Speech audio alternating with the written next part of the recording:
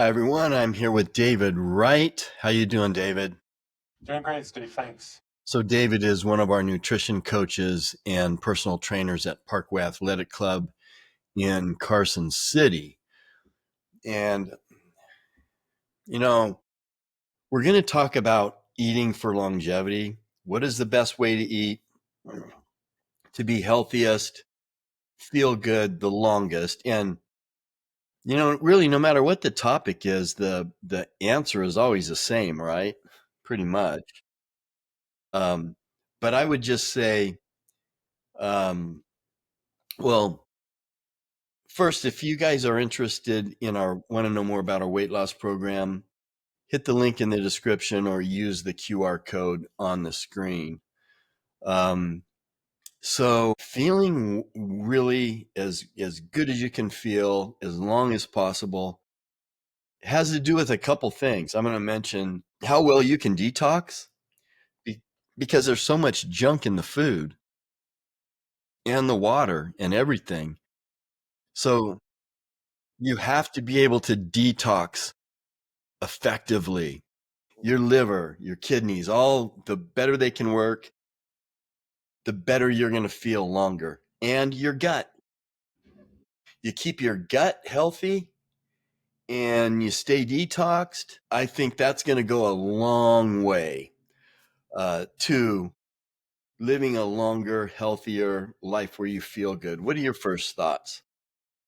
Yeah, so I would agree with those. And I think when people talk about, wanting to live longer and in general, at least in the United States right now, um, there was a trend for a while of, we were living longer and living longer, than generations before us. But from the last that I heard, that's kind of not going the same direction. So we're not necessarily going backwards. We're just not, kind of extending that life expectancy. But part of what we're talking about today, as you alluded to, is, you know, what is that health span? So we talk about lifespan, so your entire life, whatever length that is. Um, but the health span, so how healthy are you during that time? Um, and and one of the things that I would say is probably one of the most important things, and you mentioned it, Steve, is the gut health, and that's a huge thing we talk about here in our nutrition programs and weight loss. A healthy longevity. We go over all of those types of things in our nutrition program here, and that's one of the things that is very interesting. Is how the gut works, well, and how it's supposed to be working. Things that we have chronic health issues and, different things going on. Everybody has their own stuff happening, but people don't really pay much attention to the gut. But the gut is really central to, not only digestion and things like that we would think of, but also, so many other health issues can start or, be made worse in the gut if we don't have the right kind of, without getting into the scientific things, but, our gut biome, our good bacteria that's supposed to be there, different things to help make sure all of our vitamins and minerals are getting absorbed correctly. So, when we don't even have that as a basic thing, when we eat that food, healthy or not, right? If we don't have the ability to absorb, you know, the great nutrients of things that we're eating, then we're going to have a whole host of other problems that we may not actually, and we're not doctors, but, we may not get the right things diagnosed. We might have, uh, vitamin deficiencies and things like that. So those kind of get treated, but the actual reason why we have those things doesn't. So the whole point I'm trying to make here is the gut, it's not the only thing, but it's really major in a lot of issues. So when we talk about wanting to have a longer health span, so while we are alive, to be as healthy as possible, so we can be as mobile as possible, have energy, do the things we want to do for as long as possible. It all starts with what we're bringing into our bodies. So, like you also made another great example, the water that we drink. So if you go turn on your tap water and go drink it, and I don't care where you live, I don't care if it's Carson City, it's Reno, it's New York City, wherever. Generally speaking, that water is pretty terrible for you. Not only the fact that whatever they're treating it with, which there's reasons, to keep different parasites or, different bacteria or whatever from growing or whatever different things they do. Some people in places have fluoride, there's a whole host of things. So you're ingesting this water, you're also ingesting all these chemicals. So a better solution, water that maybe, you get one of those water machines that has purified water, has a filter in it, those types of things. Drink water that's clean and, not just clear, but clean. Um, because it's also going to hydrate you. So the whole point is, you have to watch what you're eating. Okay, the whole foods, and we talk about that a lot on this channel. The whole foods, one ingredient specifically as much as possible, right? Fruits, vegetables, meats, things like that. But also the water you're drinking, being active is also going to be another part of your health span. So, not just sitting on the couch and flipping through, different streaming services or cable or whatever to watch TV, but getting out, whether it's going into the gym, doing exercise in some other way, or just being mobile. So you've got to do these things um, in order to prolong your health span. Because if you're alive, but you're not healthy for whatever period of time that is, you're missing out on all of the things that you could possibly be doing because we're not watching what we're eating or drinking and taking into our body. So we really want to be cognizant of that. Yeah, if you want to mess up your gut, one easy way to do it is eat ultra processed foods. Mm-hmm. You'll mess it up.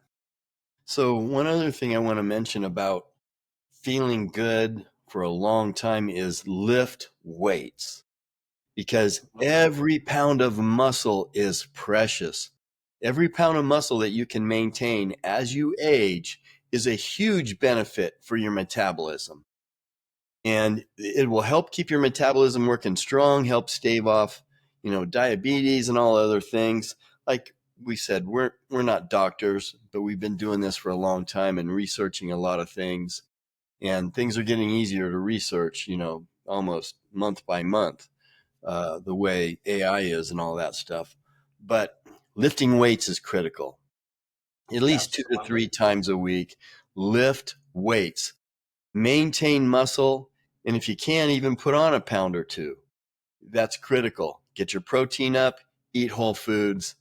That will help keep your gut clean, and the processed foods, get those out. That'll help your body stay ahead of detoxing and getting all the junk that just slips in there these days because of so much of the toxins that's in the food. Yeah, and one of the things too that I'll add in as far as, you know, lifting weights and exercise, weights are really important. And I don't care if you're 15 or you're 75, you know, trying to look at it in a perspective of we're all human. So the muscle growth works the same way for everybody.